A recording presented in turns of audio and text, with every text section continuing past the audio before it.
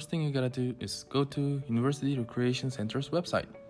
When you go there, you scroll down a little bit until you find Court Reservations tab.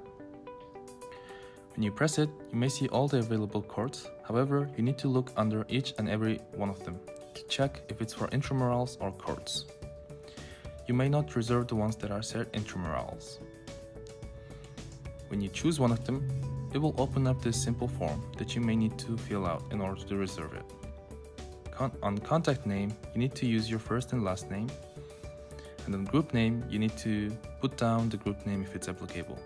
It includes club names. And on contact email, you need to use your Whitworth University's email, and make sure you provide how many people are going to attend there. And also, you need to put the start and end time and provide all the important details about the event.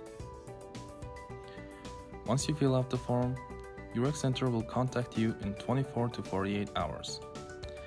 And that is the simple and easy process. Thank you.